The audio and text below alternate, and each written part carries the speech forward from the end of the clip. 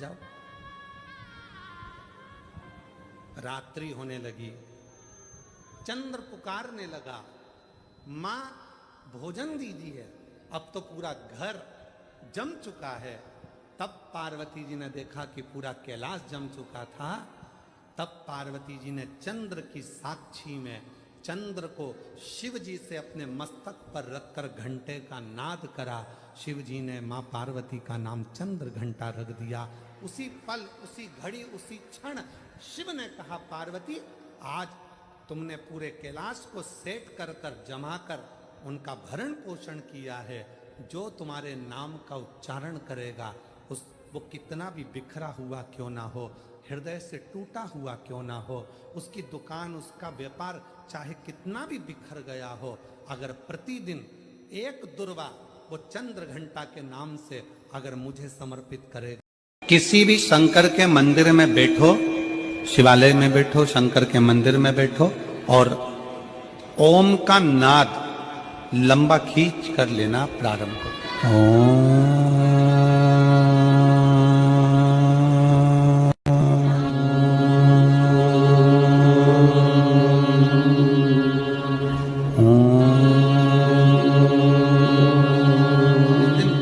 ज्यादा टेंशन हो, डिप्रेशन हो, परेशानी हो, चिंता हो, उस दिन महादेव के मंदिर में बैठकर 2 मिनट, 1 मिनट, 1.5 मिनट ओम का नाद लंबा खींच कर।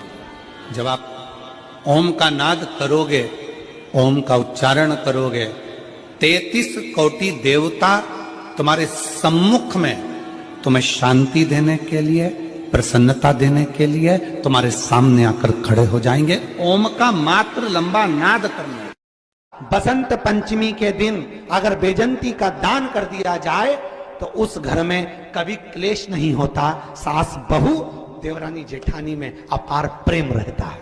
कौन से दिन? जम के बोलिए। बसंत पंचमी। बसंत पंचमी के दिन बेजंती का दान काय के लिए? घर परिवार में प्रेम को बढ़ाने के लिए। और याद रखो, आज के समय में किसी के घर में धन की कमी नहीं है। अगर घर में कमी है तो केवल शांति की कमी है। बसंत पंचमी के दिन अगर बेजंती का दान कर दिया जाए तो उस घर में कभी क्लेश नहीं होता। सास बहू, देवरानी जेठानी में अपार प्रेम रहता है। कौन से दिन? जम के बोलिए। बसंत पंचमी। बसंत पंचमी के दिन बेजंती का दान काय के लिए? घर परिवार में प्रेम को बढ़ाने के लिए। और याद रखो, आज के समय में किसी के घर में धन की कमी नहीं है। एक बात बहुत ध्यान लगाकर सुनिएगा। एक बेलपत्री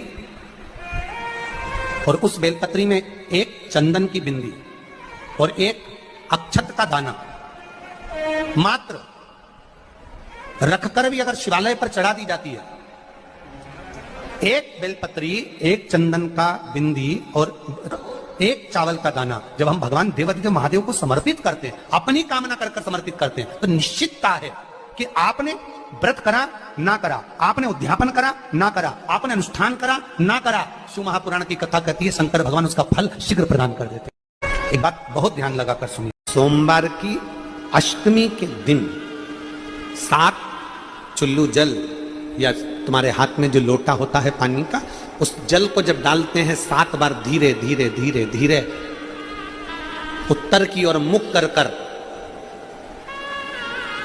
दक्षिण में बैठकर उत्तर की ओर मुख कर कर जब 7 बार जल दिया जाता है, दल चढ़ाया जाता है, 7 वृक्ष की पत्तियों को तोड़कर शिव जी को चढ़ाया जाता है। कितना भी कष्ट का समय चल रहा हो, वो कष्ट का समय कट ही जाता है और कुछ अच्छी खबर मिलती जरूर है, कुछ अच्छा मिलता जरूर है।